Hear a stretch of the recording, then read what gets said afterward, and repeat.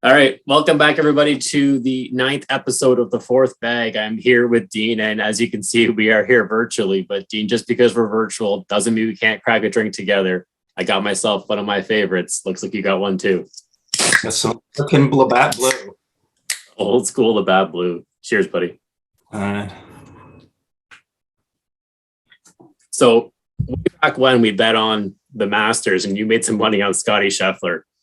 Yes. And time evolved, and I just rode Scotty Scheffler right into the ground, and I don't think I made a dime after him after the Masters. You ended up, who was your pick for the Tour Championship again? Well, before it started, I took Tony Finau to win. Right. But I mean, as far as the weekend itself going into the actual event, I actually bet on Scheffler. Okay. So I was like, Finau's too far back really to have a viable chance to win it. So I was like, you get Scheffler, and he's got a 2-stroke lead going in, and he ought to be able to pull this thing off. And you had picked Rory McIlroy for a previous tournament in that FedEx Cup in those final few weeks. And did he end up winning that week or no? No, I think he was like tied for 8th or something. But then he did pull off the jacket at the end, eh? He got the comeback, yep. 15 million large. 18 $18 million. 18 this year, yeah. They just keep on trying to compete with those live payouts, eh? That's what they're doing, yeah. They're adding more and more money to the pot, I mean, Scheffler was up 6 strokes going to that final round. I thought it was money in the bank, but no, he shot 3 over par and he lost by 1. I mean, you got to finish. No finish, no future, right?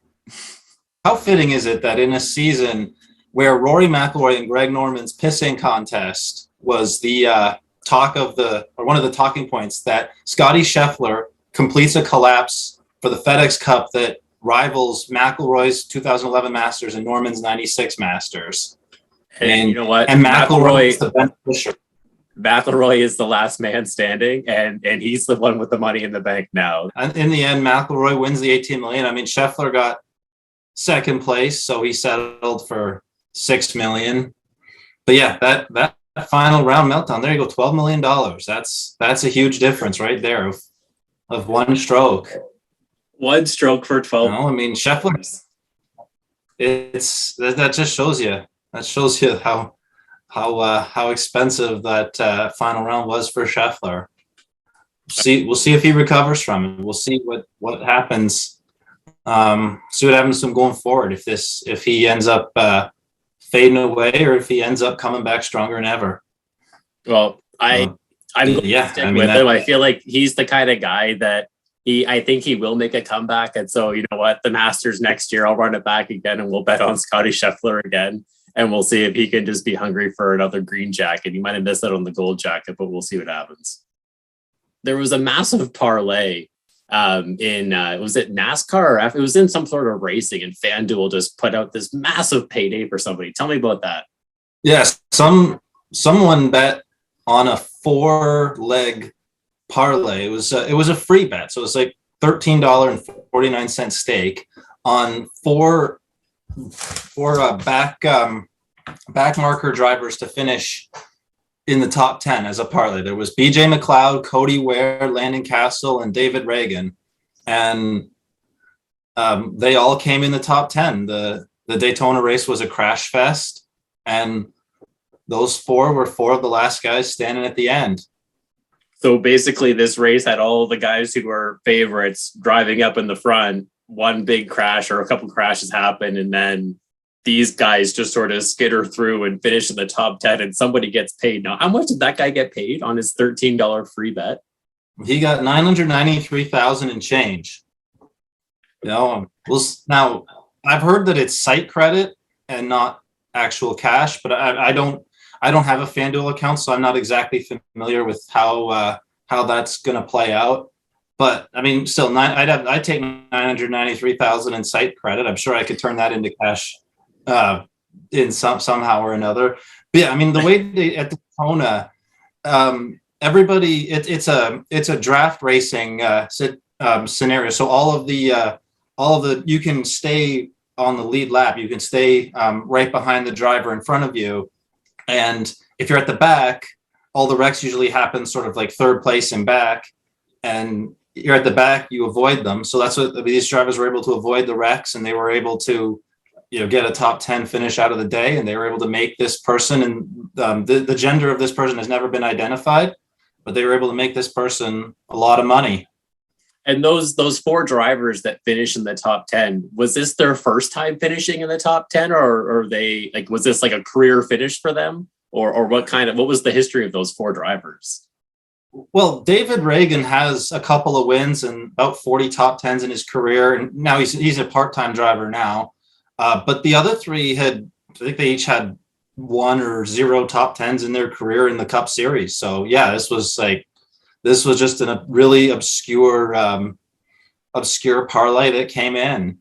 It makes me feel like when I get these, $10 free bets, like tonight there's one for Thursday Night Football, and I put a bet on, a few of the different props. And if I win, I might win a couple $100, but it makes me really want to go and just shoot for the moon and just pick, 20 random things. Say it's going to be like a safety is the first score. The game goes to overtime, and just try to build the most ridiculous odds, just to have that chance, just to have that sweat. But then the issue is, once that touchdown gets scored, your bet is over. And so, I feel like when I get these free $10 bets, rather than try to play small ball, just shoot, just go for it and see what happens. I mean, yeah, why not? Now, for me personally, I'm not even lucky enough to depend on Scotty Scheffler to hold the 6-stroke lead in the final round. So, the luck you need would be pretty epic. But if you get a free bet, why not take your shot? Right. You never know. I'm actually surprised. Most sportsbooks don't let you parlay top 10 finishes. They don't let you parlay futures like that. So I'm kind of surprised that he was able to do that. But I guess FanDuel doesn't operate the way most sportsbooks do. Yeah, I kind of like FanDuel for all of the referral bonuses. That's how I've been making my money, is just by having my friends sign up and then taking their site credits that I get. And I've got so many ridiculous $5 bets made in the parking lot on some futures. I could name them off later, but anyways, you were down in Vegas, and you were actually down in Vegas almost like a business trip, wasn't it? Going down to register for this Westgate Super Contest. And I know we've hinted at it before, but just remind us again what that's all about. It wasn't altogether business. I registered for the contest, and the rest of the 3 days there were mine, and I had some good times. I went to Ellis Island and ate there, and that was highly recommended, and it didn't disappoint. I went to Fremont Street, and that didn't disappoint. You never know what you're going to see on Fremont Street. Sometimes you might see something you don't want to see. Sometimes you might see the funniest joke ever. One time I was there, and somebody had a sign that said, "My wife ran off with my best friend. I miss him." So I gave that guy $1 because he made me laugh. Not because I believed he was homeless. He absolutely wasn't, but he made me laugh, so I gave him $1. Why not? The Westgate Super Contest is an annual NFL contest. It's a long-running contest in Vegas. I think it's been going since the late 80s, where players are required to pick from the entire board. And so if the 90 picks for the season that's your contest entry. And obviously it's ranked based on most points. So it's a point for a win and half a point for a push. When you're down there and you've registered for this contest, and each week now, do you submit your picks online, or how do you get those picks to the guys down in Vegas? Due to Nevada gaming regulations, picks are required to be made in person. Therefore, I needed to hire a proxy. So, the first time I did this, I inquired to people I knew doing the contest who they used. And I use a guy named Andy Isco, who I had heard that name before. He's been a professional handicapper. I saw his name on the Vegas Insider website, and so he's reliable. He's meticulous, and if he makes a mistake, he'll make it right. That's all you can ever ask. So I paid him $300 in addition to the $1,000 entry fee. And I also signed up for the season wins contest. which that's is where you've got 32 teams, and each of those teams, Vegas places an over-under for their win total, and you have to pick over or under. Yes, for all 32 teams. Any notable sort of overs or unders that you want to point out on that contest? I mean, I'm going to be taking a large number of picks on some of those teams. Some of them were a guess, but for me, I would say my top picks are Tampa Bay to go over 11.5.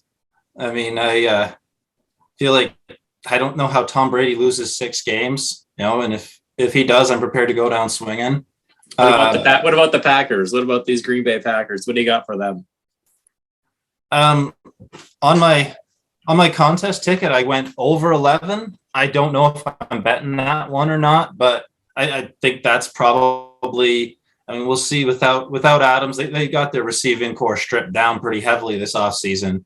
I know when I did my fantasy draft, I definitely picked up Romeo Doubs and Christian Watson in as many leagues as I could, because it's totally the homer in me. If they are going to replace Devontae Adams, I want a piece of that action. And so I rolled the dice and I bought the lottery ticket on those rookie receivers, hoping that one of them hits. It might take a few weeks. I mean, they got a bunch of old men playing receiver right now and a guy named Alan Lazard. So I really do hope that Rodgers does find a new toy to play with this year. We'll see. Yeah, I mean, he still has Randall Cobb, and he's been comfortable with him in the past. We'll see. I mean, Rodgers finds a way to move the chains in the regular season.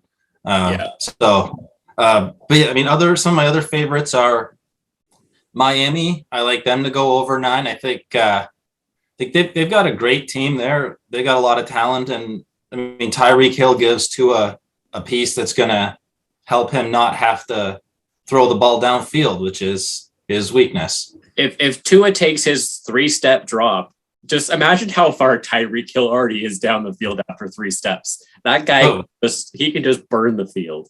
Yeah, and he can make people miss in the open field too. So that's that's why I can see Tua taking 2 steps back, launches to Tyree on a slant, and then Hill just goes and just finds the end zone. He'll just burn through defenses. So I do think that Miami has a shot at that division. Now, a lot of Bills fans are around here in Southwestern Ontario, and I feel like they have something to say about that. I am excited to watch the Bills tonight against the Rams. I think that Josh Allen, he's just an exciting pick. He was actually one of my picks for MVP of the season. I was talking about those futures bets, and I've got Josh Allen and Joe Burrow. I threw $5 on each of them for MVP. Did you place any of those sort of like season-long bets on, MVP or offensive, defensive player of the year, highest scoring teams? Do you do any of those bets? I haven't done any of those. I've gone pretty heavily with the team season total bets. I haven't really done any season long individual player futures. I'll name off a few of the ones that I put. I don't like Trevor Lawrence, and so I definitely put him as most interceptions for the entire season. Offensive player of the year, I watched Jamar Chase last year, and I think the guy is he's going to have his coming out party if he didn't already have it last year. And so he's my offensive player of the year. My highest scoring team is Cincinnati. My other MVP, like I said, is Joe Burrow. You can kind of see a theme here. I sort of picked the Bengals just to run it back and just finish the job this year. I hope that they do. They're an exciting team to watch. They've got Mixon, who's on my fantasy team. They got Jamar Chase. They've got that, that 3-headed monster. It reminds me of the Cowboys of old, Michael Irvin, Emmitt Smith, Troy Aikman. I feel like they've got the modern day version of that. Yeah, I mean, the biggest worry I have about the Bengals is how much abuse Burrow took last season. And they haven't really improved the offensive line greatly. How many hits can you take before you can't go anymore? I mean, right. For me personally, I like Miami over the 9. I don't know if they can make a serious run at Buffalo in the division. I think Buffalo is one of the best teams in the league. Yeah. But I mean, Miami over 9. I mean, I don't think they're a losing team. Right. And then I like Indianapolis over 10. I think they're one of the best teams in the AFC. I mean, they were solid last season for the most part. Lost some close games to really good teams, but with Matt Ryan instead of Carson Wentz, that makes a huge difference. I mean, Wentz has been Wentz has not been good for several years. And, Matt Ryan's got a really good offensive line there. I mean, he's got a great running back. He's got some receivers to work with.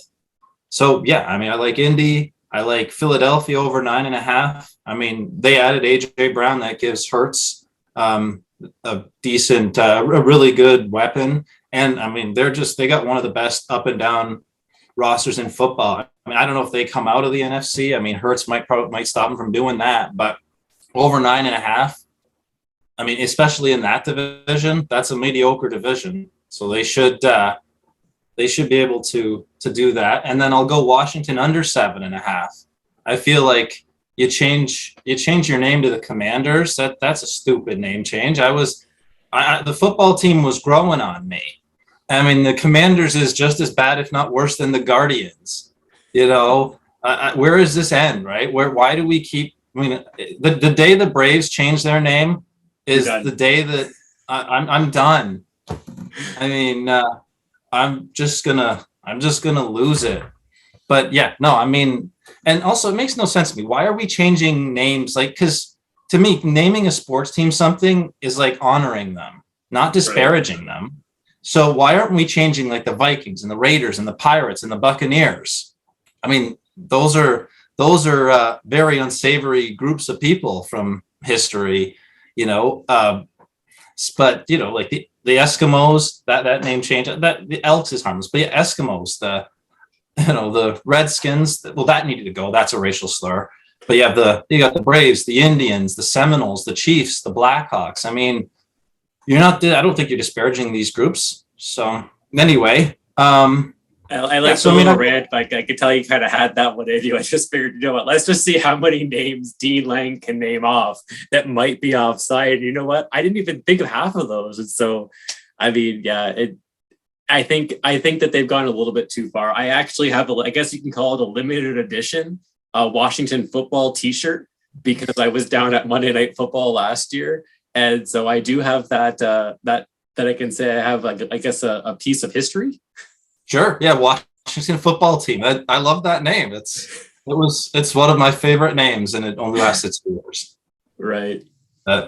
Your actual picks for this week. Have you already made your 5 picks for this week? I haven't officially clicked in anything, but yeah, I've got my 5 picks that I'm going to submit to Andy for week 1. Right. I'm going to run through those. Yeah, sure. Right, so we'll look at the first game on the schedule here. You've got Miami at New England. What do you like there? New England's at Miami. Sorry, New England at Miami. I'll take Miami minus the 3.5. I'm not very happy with this line move from 2.5 to 3.5, but I still think Miami's a lot better of a team than New England. I mean, New England's got coordinator issues. They've got, Mac Jones is he hasn't looked as good in this the preseason as he did last year. And I feel like Miami was probably an equal team. They beat New England twice last year, and Miami at home, early season, late season, that's when they beat New England. And this is right out of the gate. So New England has Bill Belichick.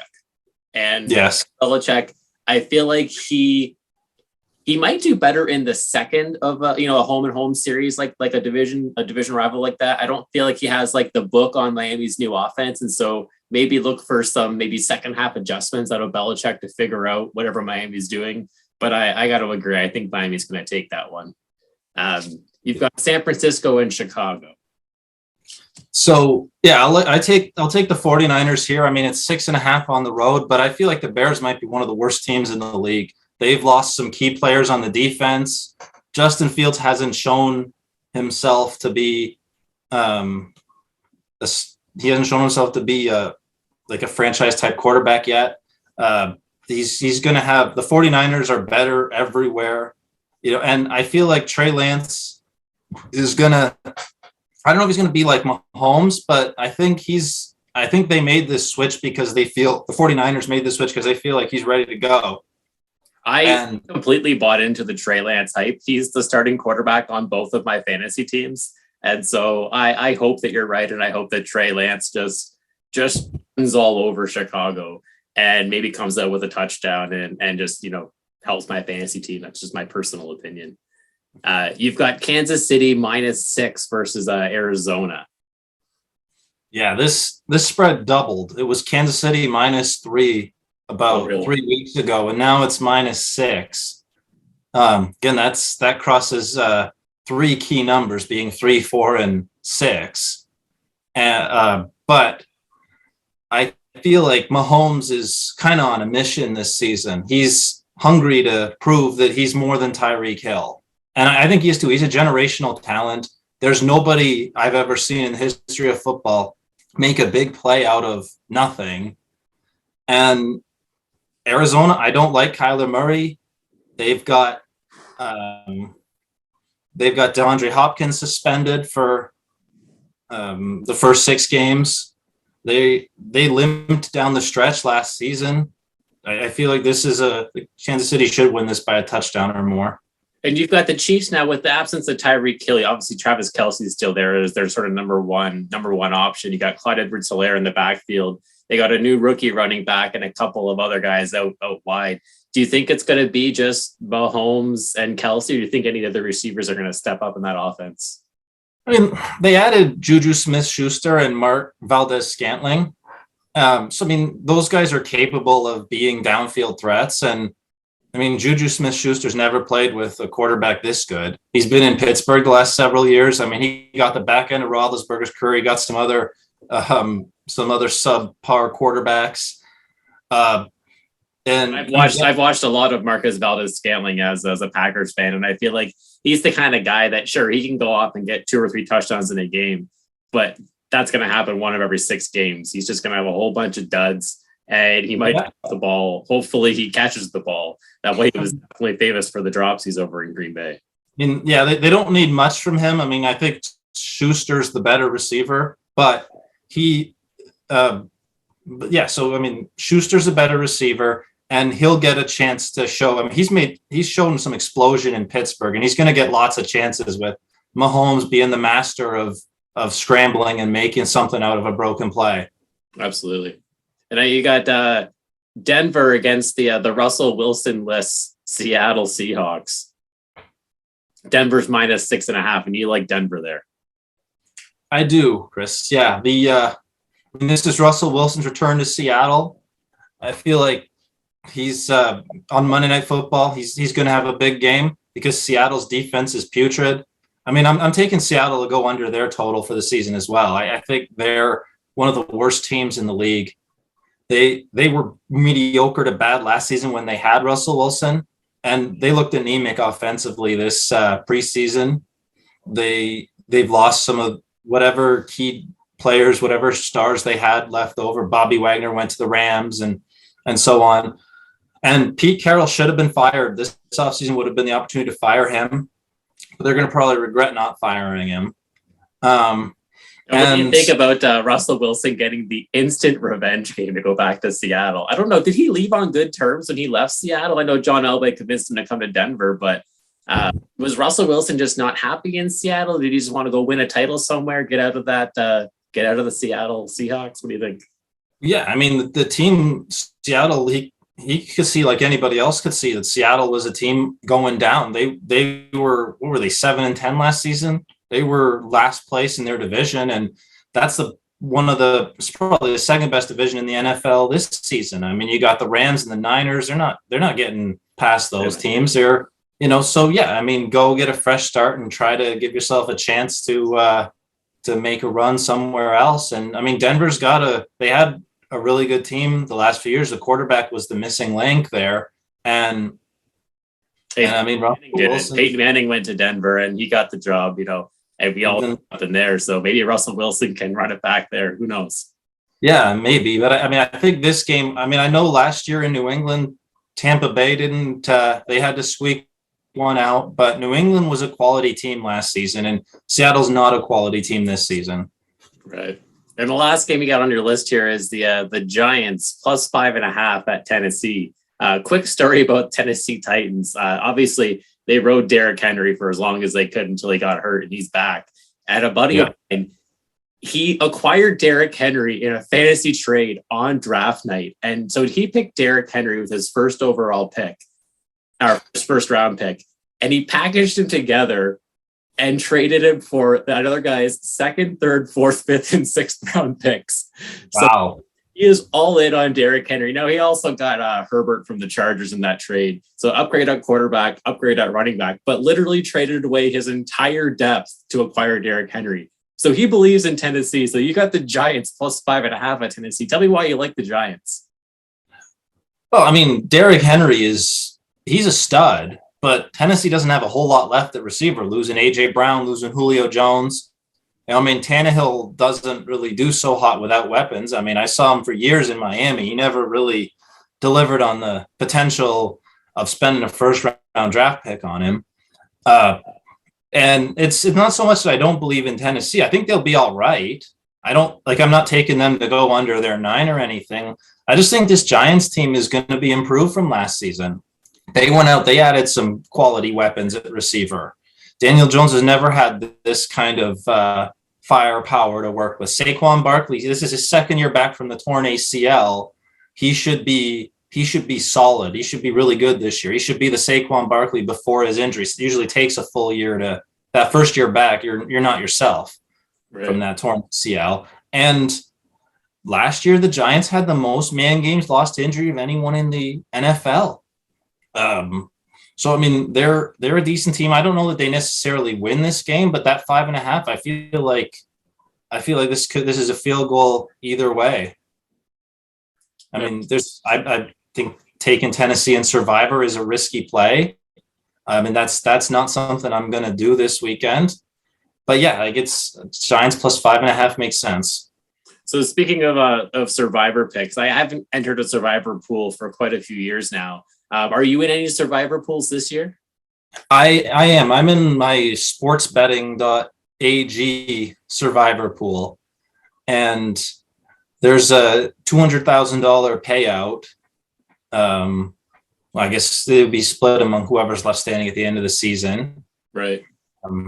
Yeah, actually, when I was down in Las Vegas, there was a huge Survivor pool at another hotel, the Circa, and they're making an aggressive play to supplant Westgate as the top sports book. They're making headway with that. They've guaranteed a $12 million prize fund, between $6 million for their version of the Super Contest and another $6 million for Survivor. Now, is Circa, is that down on Fremont? It is. So when you said the name, I recognized it because I got a ticket on my fridge for the Blue Jays to win the World Series and also the Packers to win the Super Bowl. And both of those came from Circa. It's a nice casino. When you're out on Fremont Street, you go into that casino. It's a nice place to walk around. And I sat at that sportsbook trying to just make as many bets as I wanted. And they said, as long as you're betting, you can stay here and just keep on holding up the booth. So I did that for a while. Yeah. For my Survivor picks, if I were to go out, I don't know much about strategy in Survivor. In terms of, picking teams and making sure you don't waste a team early. But I see a team like the Texans and I see the Colts playing them. I'll take the Colts. The Colts will beat the Texans. That game seems like a gimme. What's your strategy when you're picking a Survivor team?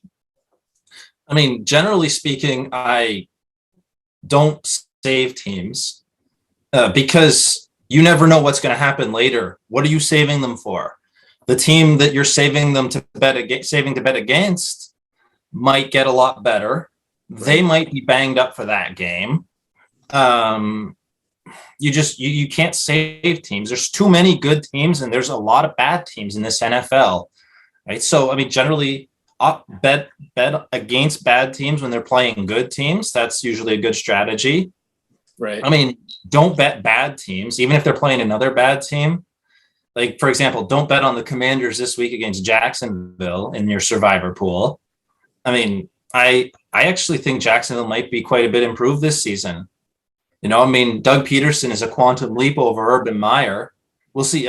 Maybe Lawrence is nothing. Maybe Lawrence has nothing, for the NFL. But if there's Peterson's going to be a much better candidate to get whatever he has out of him than Urban Meyer was. So who's your Survivor pick for this week then? So I've got a handful of different entries. So I think Indianapolis is a good play for Survivor. I can't see them losing to Houston. I think San Francisco at Chicago is a good play. And I would say Baltimore against the Jets.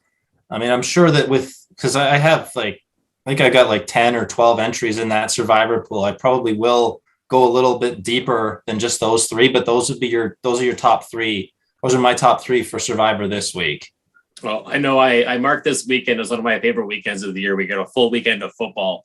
So tonight we got the Bills and the Rams. Sunday we got a full slate.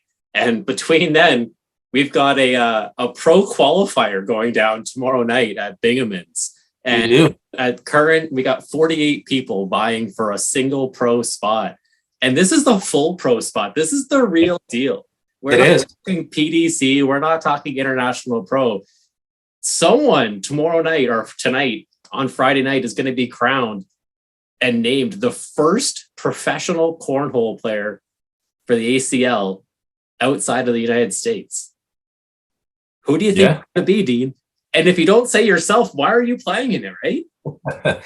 Well, I mean, of course, I'm going there planning on making it me. I'm looking forward to the challenge. I'm looking forward. My goal, my personal goal is to make it through rounders.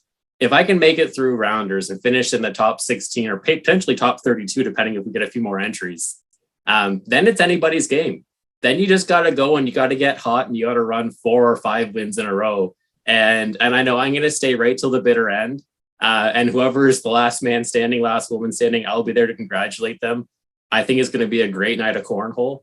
If you are out there looking to come watch it, we're going to be at Binghamton's in the ballroom, kind of down at the bottom end, down to the bottom of the road there. I'm sure there might be some signs, or you can reach out to one of us. We'll give you directions. So that's our Friday. And then the two of us team, we're going to partner up on Saturday for the first time. I know when I first started playing cornhole, I thought one of these days I'll be good enough to be your partner. And I'm honored that you actually said yes. So when the top 100 conference event came out, I know I snatched you up pretty quick. So I'm excited to play singles Saturday morning, and then we'll play some doubles together. Maybe we can rock these 12 jerseys. The good omen, to have a TV 12 and Aaron Rodgers 12, in cornhole, you want that 4-bagger, get those 12 points. A wise man said, if you score 12 points every end, you can't lose. You might for a long time, but just get all those 4 in the hole. And then we got the blind draw later that night. So it's going to be a long night of cornhole and then a great football. So looking forward to a great weekend. Looking forward to seeing you down here in person.